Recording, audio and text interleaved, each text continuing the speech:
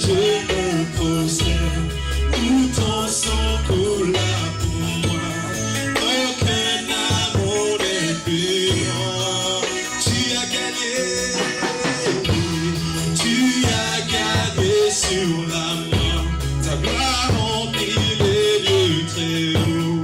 Rien ne peut nous séparer. À la croix, je me prosterne, où ton sang coule pour moi.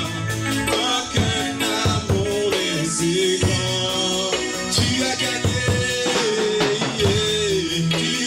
gagné sur la mort. Ta gloire remplit les lieux très hauts. Rien ne peut nous séparer.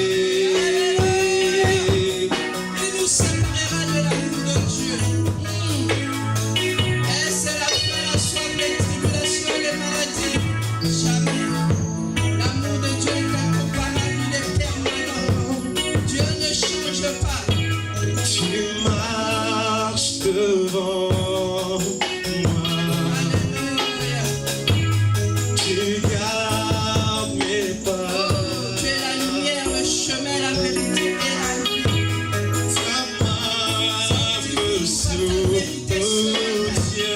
Alléluia. Je Il nous sais soutient par sa droite de que puissance. tu m'aimes. Je sais que tu m'aimes. À la croix, je me prosterne.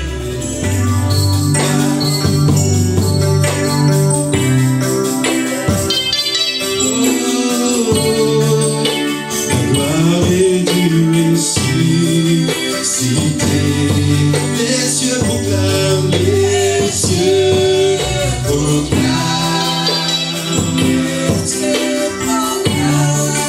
La gloire est du ressuscité. Rien n'est égal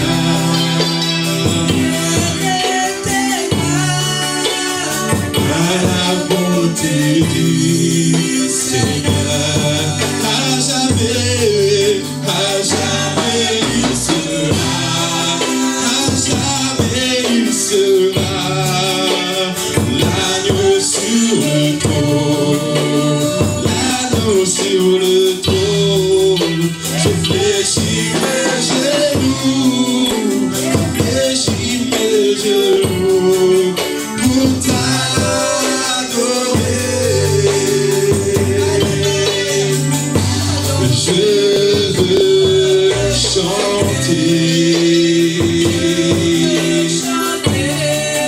La gloire est du ressuscité. L'agneau immolé nous a rachetés pour Dieu. À jamais il sera. À jamais il sera. L'agneau sur le trône. L'agneau sur le trône. Je fléchis mes genoux. Je fléchis mes genoux pour t'adorer. À jamais il sera. À jamais il sera. L'agneau sur le trône. L'agneau sur le trône.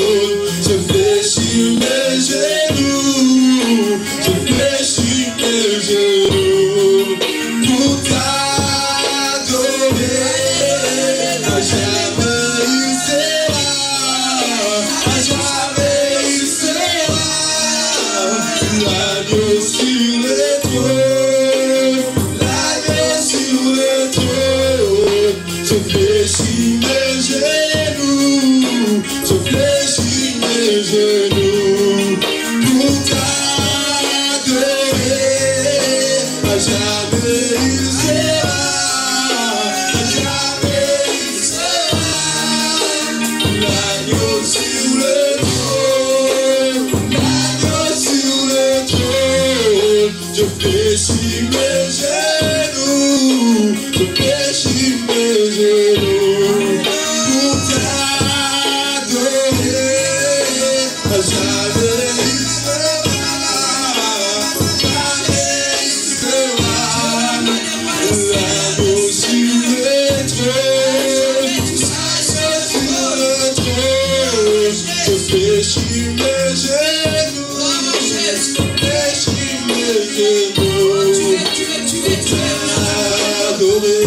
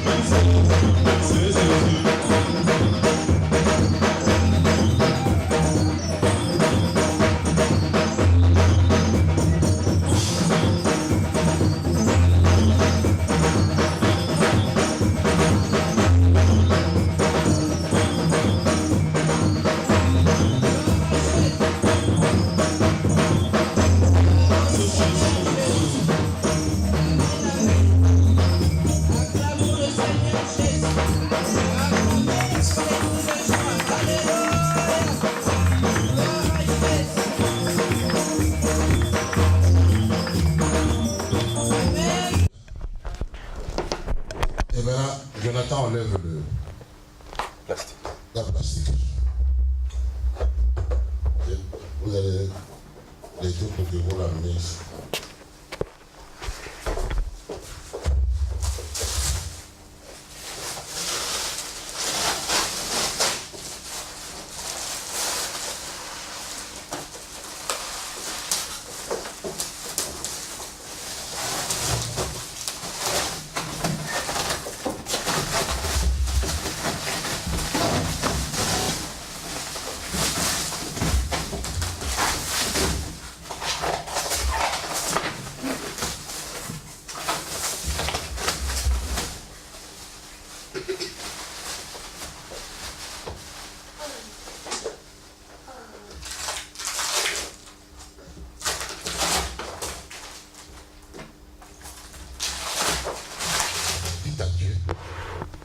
Tu vas répéter les paroles que je dis. Seigneur Jésus, Seigneur Jésus, cette semence, je te l'ai donnée. Et cela est venu de tout mon cœur. Je te l'offre pour que tu te souviennes de moi. À tout moment que j'aurai des problèmes, Seigneur, souviens-toi du Fils que pour cette chair que je l'ai offert pour ta gloire. Au nom de Jésus. Papa, nous cherchons des personnes qui savent soutenir le projet de l'Église. Et voilà cette dame, pendant qu'elle prenait l'engagement, elle n'avait rien. Et quand elle a eu son premier salaire, elle a sacrifié cela pour nous acheter cette chair qui est là pour donner gloire à ton nom. Papa, je te demande de te souvenir de cette femme, Seigneur, à tout moment qu'elle aura des problèmes dans son foyer, dans sa vie. Quand elle va crier à toi, que cette chair puisse agir. Rappelle-toi de cet acte qu'elle a fait pour ta gloire. Seigneur, je ne connais pas les désirs qu'elle a en ce moment dans son cœur. Mais ce que je te demande, Seigneur, est que tu puisses te manifester pour qu'elle te donne, elle puisse te témoigner que toi, tu es le véritable Dieu qui te reçoit avec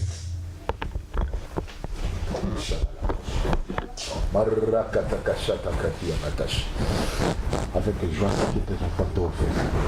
Maintenant, Seigneur, agis dans sa vie. Agis dans sa vie, Seigneur.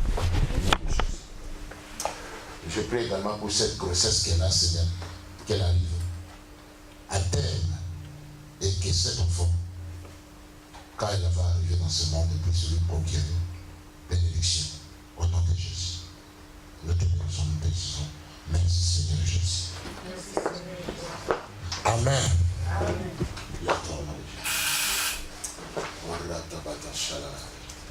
Regarde-moi. À partir d'aujourd'hui, ferme tes oreilles à écouter les rétrogradés, les brebis égarés. Sois fidèle. Si tu reçois quelque chose et que Dieu te la demande, quand il donne, tu ne regretteras pas. Sois toujours fidèle. Puisque Dieu est fidèle. Et tu sais que l'acte que tu as fait, tu vas te donner ce que tu vas faire et tu le témoignes. Que Dieu soit loué pour cela au nom de Jésus. Amen. Applaudissez encore pour le Seigneur. Chapitre 30, verset 1 à 6.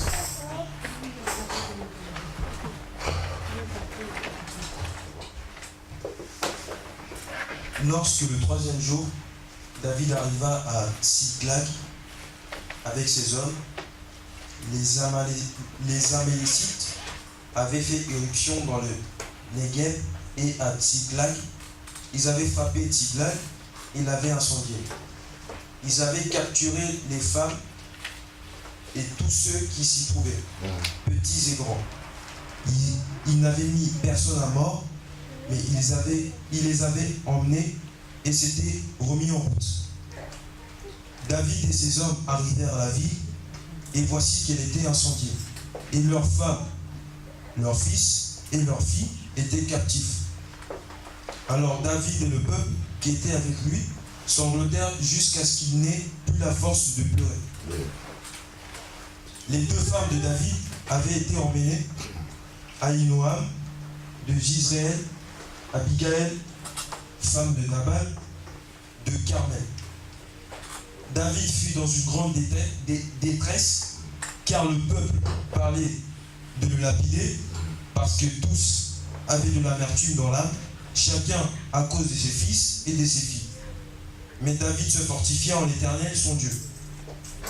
Alléluia. Merci. Amen. Applaudissez pour la mère de Dieu.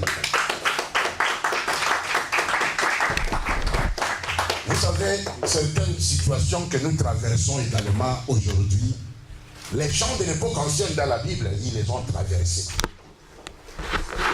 Ils ont traversé des situations difficiles. Même les hommes que Dieu avait choisis, même les hommes qui avaient reçu le mandat de Dieu, même ceux qui avaient reçu l'appel du Seigneur, ils ont également traversé des temps difficiles. Et si j'ai intitulé ce message dans ma détresse, toi dans ta détresse, si tu as la détresse, si tu as des situations difficiles dans ta vie, tu fais recours à qui? Je te pose la question. Et ce message, quand j'ai lu ce passage, ça m'a fortifié moi-même. Je me suis dit, également David,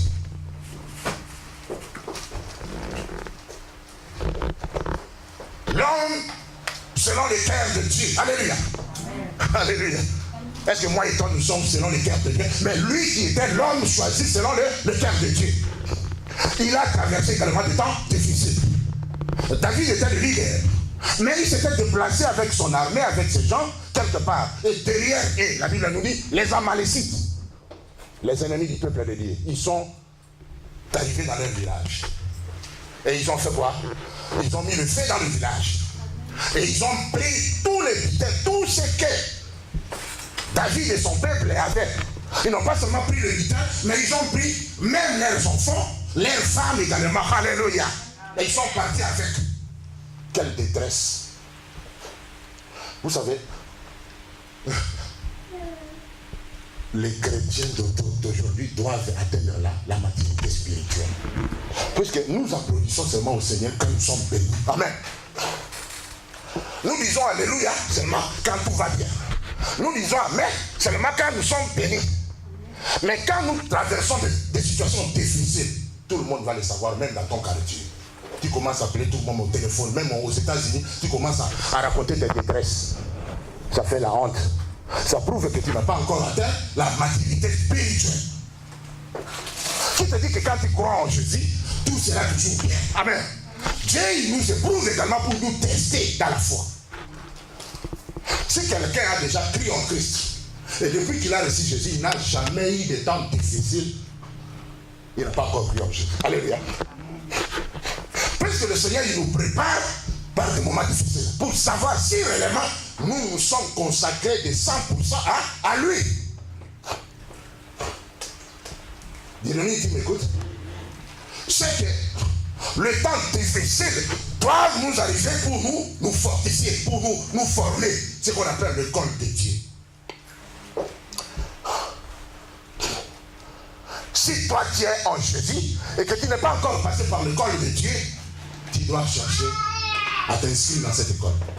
C'est par là que le Seigneur va te fortifier, va te former. Parce que comment tu pourras former les autres si toi-même tu n'es pas encore eu cette expérience? Dieu il nous fait passer par des moments parfois difficiles pour que nous arrivions à savoir exhorter aussi les autres qui ont des situations difficiles, qui ont des problèmes. Quand ça arrive, nous saurons comment les aider. Est-ce que vous m'entendez? Le temps de murmure doit cesser. On était avec maman Alice ici le vendredi à la prière d'intercession, on a prié et à la fin Dieu nous a visités. Il a commencé à parler au travers de ma bouche. Apprenez à rester calme. Ne vous étonnez pas dans le temps comme celui-ci, car je suis en train de faire une chose nouvelle. Alléluia. Apprends à rester calme. Alléluia. Dans ton temps de détresse, l'ennemi peut te pousser à dire n'importe quoi. Appeler même ton adversaire, tu commences à lui raconter tes problèmes. Et il va t'avoir.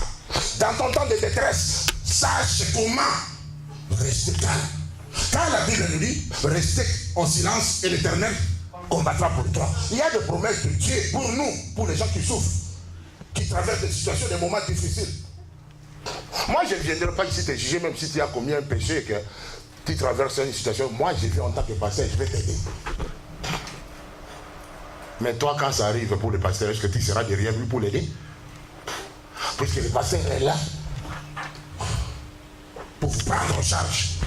Même si vous avez des moments difficiles.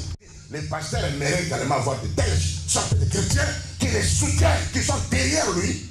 Alléluia. Dans des moments difficiles. Pour qu'il sache réellement qu'il a des enfants spirituels qu'il aime. David, il s'est retrouvé dans un moment, dans un temps difficile. Ils sont revenus dans leur village et ils ont trouvé le village en feu. Et on lui apprend que les Amalécites lui ont pris même ses 2 femmes. Amen. Et ses 2 enfants. Ils sont partis avec eux. Toi, aujourd'hui, quand tu as une situation difficile, tu perds dans ta famille quelqu'un que tu aimes beaucoup, quelle sera ton attitude en face de la situation?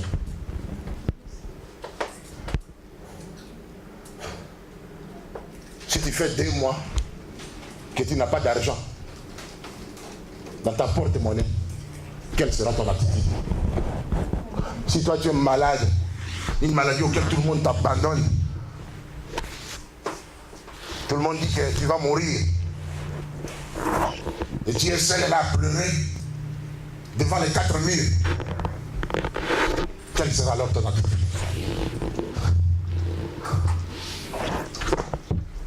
Si tu n'as pas à manger, tu te poses la question, quelle sera ton attitude dans la détresse de l'amertume? Est-ce que toi tu as de l'amertume à cause de ton amertume aujourd'hui? Ça va te décourager à venir à l'église? Ça va te pousser à commencer à murmurer, on va dire n'importe quoi? Dans l'âme, chacun, à cause de ses fils et de ses filles. Alléluia. Mais écoute, leurs leaders, et ils avaient l'amertume. Ils avaient la colère. Ils avaient la haine. Ils avaient le découragement. Mais David, alléluia. C'est comme moi aujourd'hui. Alléluia. La dernière phrase, écoutez. Qui peut nous lire la dernière phrase? David a fait quoi? Oui. Hein? Lis à haute voix, ma soeur.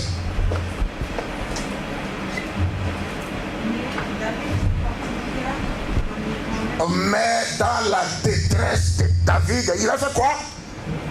Il se fortifia dans le Seigneur.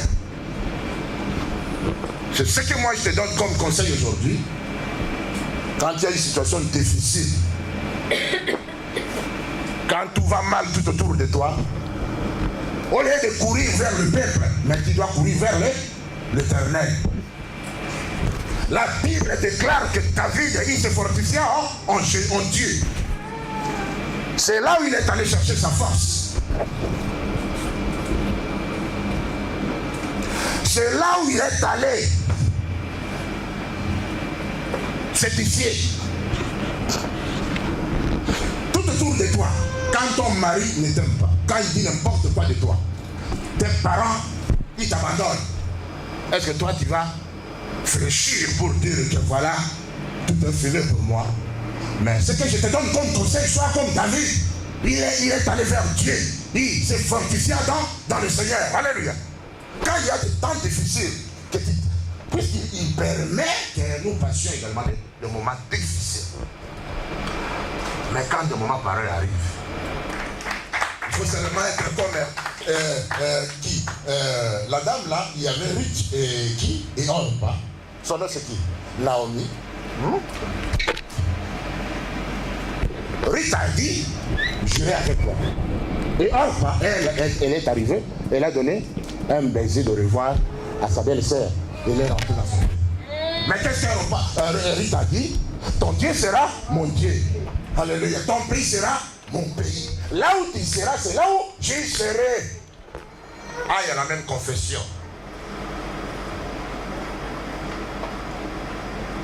Et nous ferons la différence.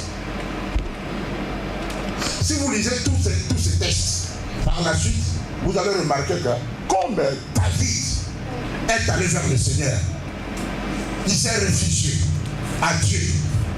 Dieu lui a réconforté. Qu'est-ce que la Bible nous dit? Il avait récupéré tout ce que l'ennemi lui avait volé avec son armée. Alléluia!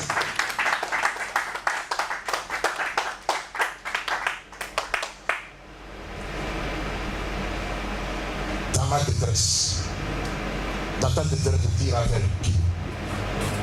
Tu couriras vers Dieu. Dans ta détresse, tu vas te rendre à Dieu. Dans ta détresse, alléluia.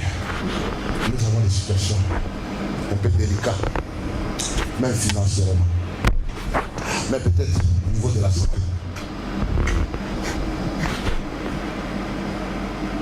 Regarde vers le ciel. Regarde vers le ciel. Alléluia. Alléluia, Jésus. Alléluia, Jésus. Alléluia, Jésus. Alléluia.